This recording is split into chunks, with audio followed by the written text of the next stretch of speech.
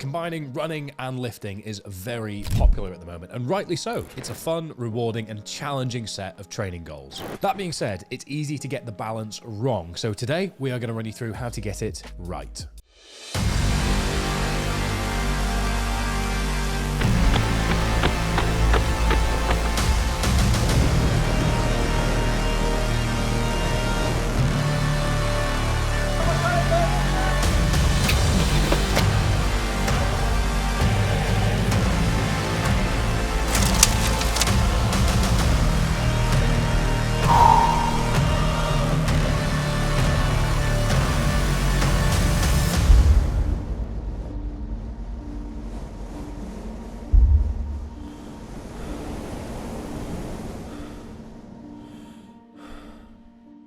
For context, I focus on balancing strength and endurance work concurrently since 2018. Having completed a 500-pound back squat and sub 5-minute mile in the same day, a 600-kilogram powerlifting total and sub 6-hour 60-kilometer ultramarathon in the same day, 500-pound deadlift and 5 kilometers all under 20 minutes, and most recently went 18:11 in the 5K at 207 pounds. And this summer, I actually fell just short of the goal of a 500-pound deadlift and mile, all within a 5-minute time cap. As well as this, I ran plenty of other distances all the way up to 100 miles. And I'm currently training to run 250 kilometers in one go at the end of March. At the core of all this has been my coach and business partner, Johnny Payne, who has taken me from over 100 kilograms in body weight as a pure powerlifter to the hybrid athlete that you see before you today. We've helped over 5,000 athletes all over the world better balance their strength and endurance goals, so we really do understand all of the challenges that you might be facing. With that being said, let's head through to the office to break things down.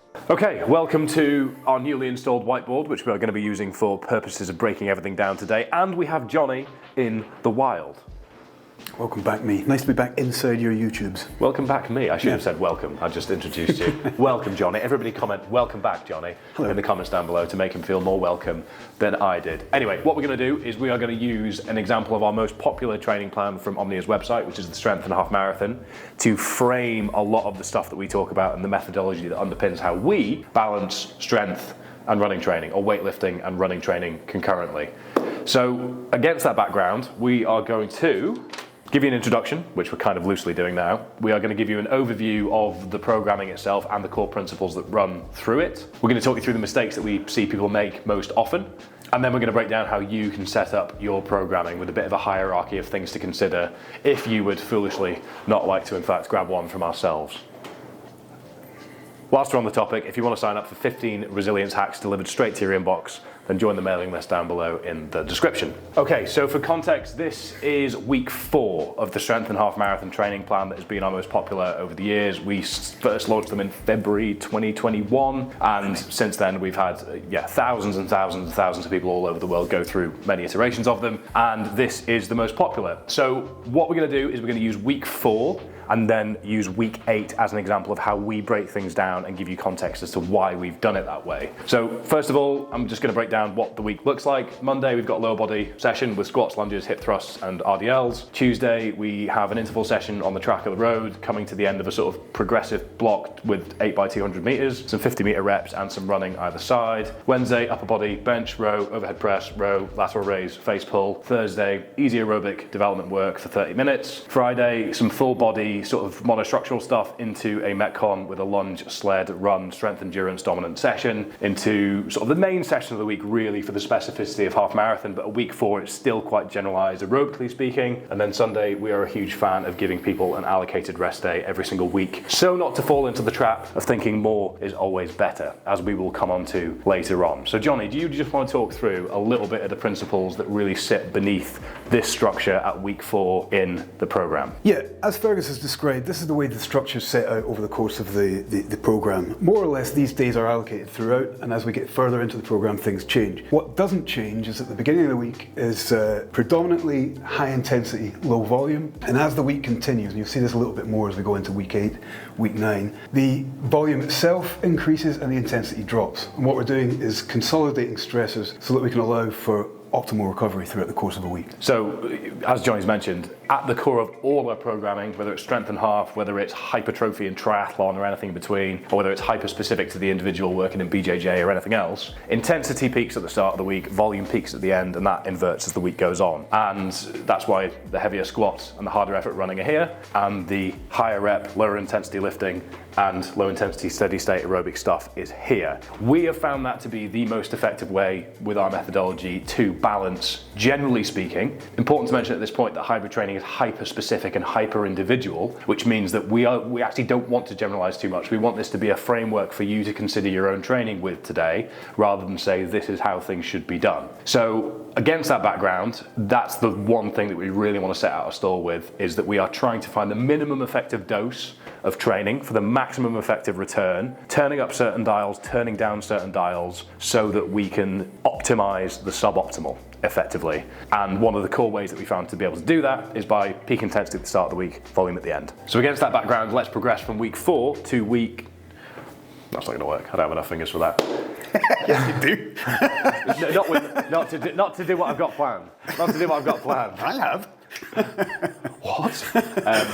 So against that background, let's progress forwards to week number 8. I clicked at the wrong time. It needs to change. So against that background, let's progress forwards to week number 8. So, week 8 of the Strength and Half Marathon training plan, and we have some adjustments. So, lower and intervals have been consolidated in the same day, going back to that theme of consolidating stressors. High intensity peaking at the start of the week, lower intensity peaking at the end of the week fits into that category. In the same vein, we have higher intensity, more specific upper body work on Tuesday, and then we've just got some additional aerobic volume so that we're increasing our weekly mileage. Not a metric that we're actually too dominant on. We are a bigger fan of time in specific zones as things progress, given the specific demand of hybrid training. Wednesday becomes a more half marathon specific fartlek session, about 60 minutes in week 8. Thursday we add some rest because the intensity and specificity of this has increased, which means that the demand physically has increased and thus recovery becomes paramount. Friday, deadlift, row, some arm work and a different metcon. It's a horrible one, this one. Lovely. Squat, lunges, overhead press and some running. Just a bad time in general terms, but playing into a idea around pre-fatigue, so that through essentially localizing fatigue in the areas that we're going to be mimicking motor pattern wise from running the following day, getting comfortable having a lot of DOMs in your legs for these sessions means that when you go into a marathon, half marathon rather, tapered, you're going to feel like $1 million. So we are consolidating our assistance work for lifting and for running into a similar sort of session here, whilst also just generally building some resilience because this is horrible. Then we have an increase in demand in the Saturday low intensity steady state work, 90 minutes this time with some slow easy stuff at the start and the end, and a more zone 3 rather than zone 2 focused session in the middle. So the filling of that sandwich is more half marathon specific, but the slices of bread are purely aerobic. And again, we have a rest on Sunday because recovery is paramount. What we're going to do at this point, against the context and the background of breaking this down, is play a game of ping pong on the mistakes that are most often made and the ones that we've seen with over 5,000 athletes from all over the world training for different disciplines in terms of where they can often go wrong. So I'm going to kick things off with a ping, which is overstriding, which can often be a significant cause of shin splints, which is probably, in terms of SEO, the most relevant search term on the internet for heavier runners, those balancing lifting and running, in terms of the stumbling block, potentially quite literally for them, with their running development. And overstriding can be a hugely significant cause for this, especially given that the conventional advice is the more cushioned shoes, the better, given how heavy you are.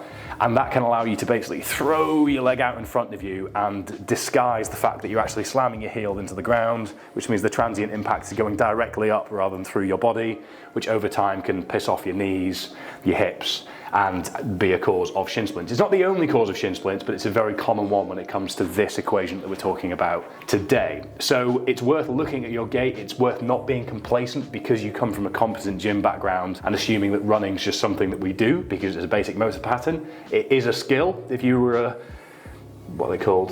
Teppanyaki. If you worked at a teppanyaki, you wouldn't just go and start juggling sushi knives and flipping onions into your top pocket. You'd probably do years of training and developing that skill. So treat running with the respect it deserves, work on your gait, focus on your technique, look at your cadence so that you are not falling into the trap of overstriding and potentially causing your shin splints, which can be a prevailing issue in this equation. Johnny, pong, Another consideration is the overall expectation that just throwing in a morning session and an evening session and pinging that backwards and forwards between running and lifting, running and lifting, running and lifting over the course of the week is going to cover all your bases. And I think it's safe to say our experience tells us that that is actually going to be something that perhaps leads into overtraining and certainly doesn't allow you to consolidate the stresses in the manner that we have found optimizes rest. If we can take some running sessions and some high intensity squats, put it back to back with some high intensity intervals, what we're looking at is some overall biomechanical consolidation as well as an intensity consolidation.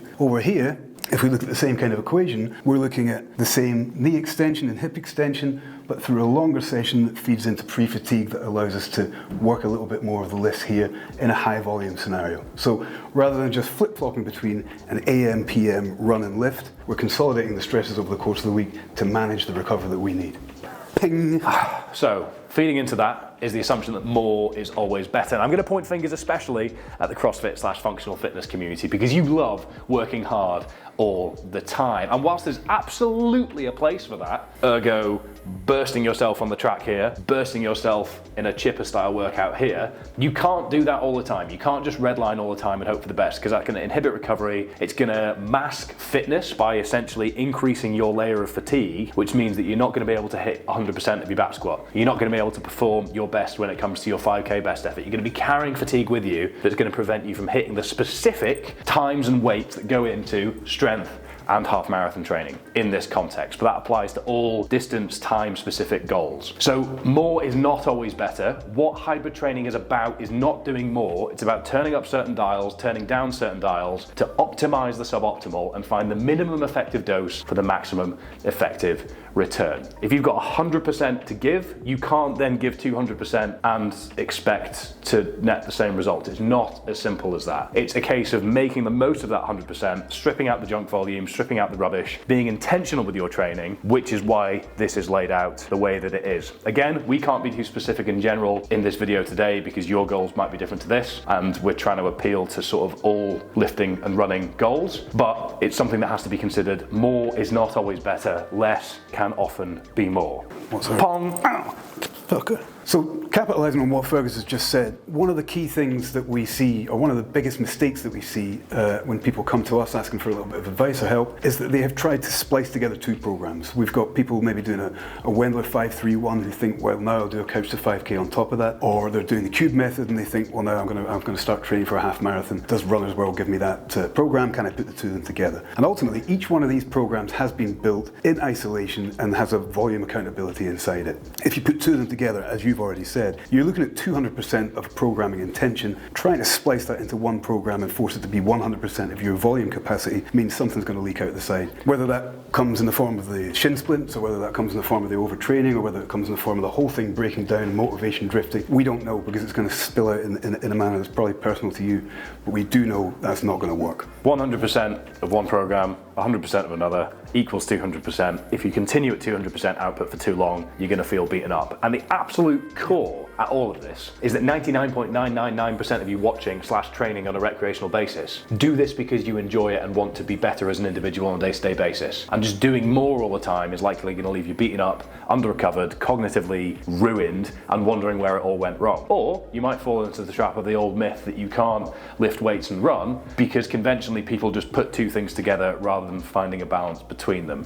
If you go 3, 4, 5, 6 weeks of doing way too much volume and suddenly you can't squat what you used to be able to squat for a double easily, then you're going to fall into the trap of thinking, oh, well, it's the running that's made me weaker, not the fact I've just been doing way too much volume. I'd say so. I know I've spoken and stolen your thing there, but you still need to return the serve. You need to return the ball to me. Ping.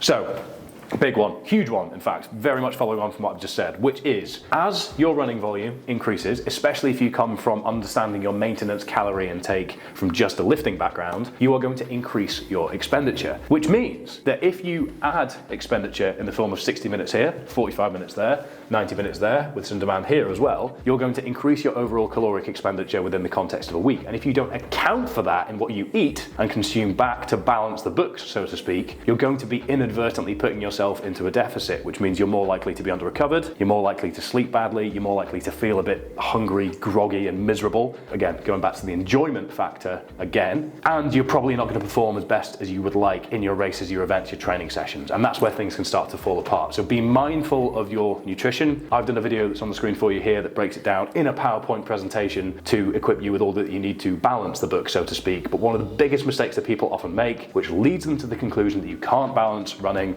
and lifting, is inadvertently under-eating and therefore putting themselves in a deficit, which will leave you feeling beaten up. Dong. So straight off the back of that, nutrition isn't the only part of that particular pyramid. We've got training, and the recovery process for training is going to be nutrition, it's going to be sleep, it's going to be an optimal lifestyle. We're looking really in amongst these programs, and something you've referred to a few times is that this is a framework. You're an individual. You need to understand what your external stresses are, and you're going to need to manage those external stresses. So a hard day at work, or an argument with the postman, or the dog's escaped and done something it shouldn't have done, is extra stress within this program, which you're going to have to account for. It might not sound like much, but just like the nutrition, if these things build up and they're not accounted for, then the whole thing's going to start breaking down. I was going to say slowly, but actually quite fast. It can happen quickly, and the main thing is it will affect your sleep. And again, recovery is a big buzzword, and it's one that we really don't spend too much time on talking about in this context or on this channel. 99.9% of us do not nail the basics. We don't sleep as much as we need to, we don't sleep with the highest quality, we don't nail our food, we don't nail our hydration, we don't have perfect lives. Therefore, all of the tiny 1% a grain of sand at the top of the pyramid stuff isn't what we're going to focus about within the context of recovery. What we focus on is being mindful of external stressors, being mindful of the increase in intensity, increase in demand in skill, physicality, and cognitive ability across the spectrum of heavy lifting and slow running and everything in between. You need to be mindful of that, and you can't just grit your way through adaptation. That is not the way adaptation works. Otherwise, Kenyan runners would just be always running. They do a lot of running, but they do stop running occasionally, and you should too. Try and tell me that's a pyramid.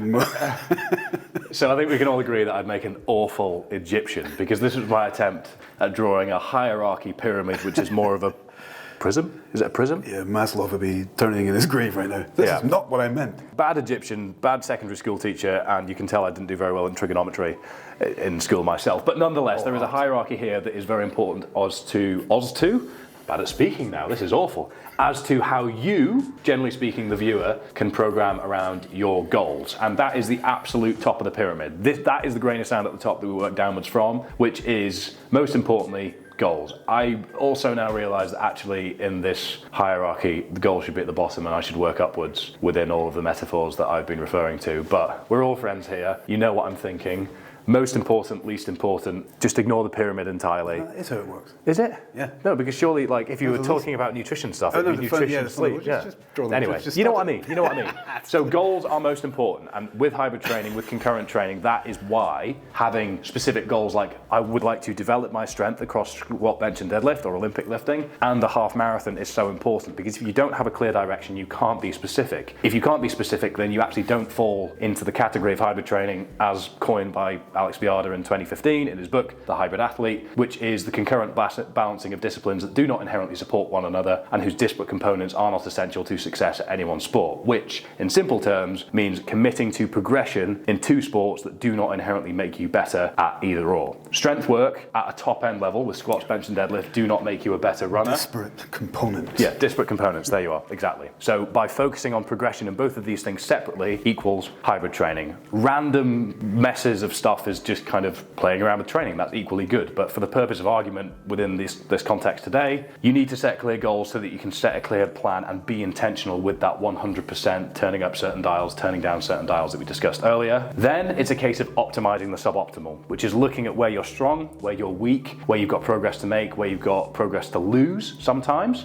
Where can you take a little bit of a loss? Can you get a bit slower for a bit more strength? Can you get a bit weaker for a bit more strength, etc., whilst developing across the board in sort of blocks, phases, however you want to structure your own programming. So look at where you've got wiggle room and then plan your programming with that in mind. And then it's ultimately, this applies to all programming, nutrition, training, otherwise, what's practical, what can you adhere to? You can sit there and come up with the perfect, most scientifically reinforced PubMed ID this, PubMed ID that, and sit on the internet and be a miserable bastard about things like lots of people like to do, and not actually do any of the things that you say you should be doing. The ideal training program does not exist because life is not ideal. And thus, you need to look at what can you, around job, family, commitments, holidays, actually commit to over time, because consistent execution is what matters. So setting a plan that you can consistently execute over time is what's going to lead to forward progress. Going back to the drawing board every 4 weeks because you feel a bit beaten up is not going to get you to the goals that you desire, and that doesn't just apply to this, does it? No, mate. The other part of this that we talk about with a lot of athletes that makes it specific, I suppose, to the way that we approach things is that you set your goals and you may say strength and half,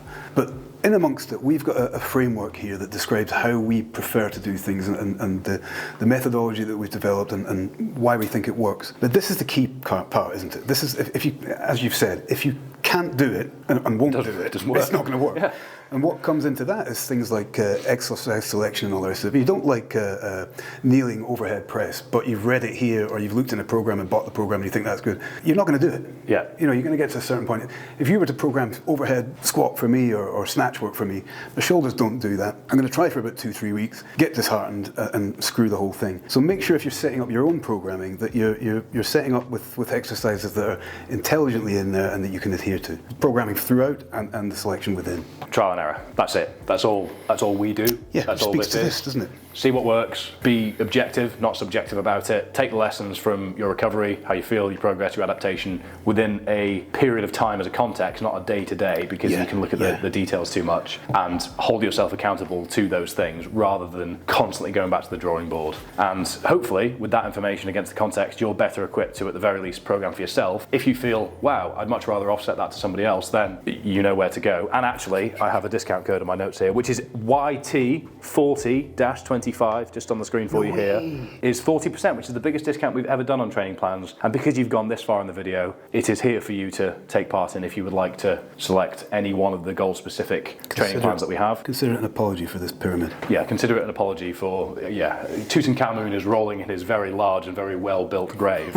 as a result of this blasphemy. But nonetheless, that is a pretty colloquial, pretty non-in-depth breakdown of how we do things, because the absolute key here is that we can't generalize in this context too much for you as an individual, because you might be training for a marathon, you might be training for a 5K, a mile, you might be focusing on hypertrophy, you might be focusing on Olympic lifting, and there's different considerations that go throughout that, but this is the context that we frame this within. This is a popular distance, and obviously 5K, marathon either side of this, there's a lot of similarities, but we have found this to be the most effective way of balancing things over the years. We've got over 5,000 athletes that are testament to that. We've achieved a lot of things ourselves that we're very proud of, but at the end of the day, hybrid training does not have a governing body, but it does have a lot of reward, challenge and self-development on the other side of it, and that's why we really are passionate about it and why we would love to have you on board with Omnia. But at the very least, we just want more and more people trying new things and enjoying new things, because new things are fun and progress is very rewarding, and the world's pretty chaotic these days, so why not look for the quick wins as and where they are and have fun where we can.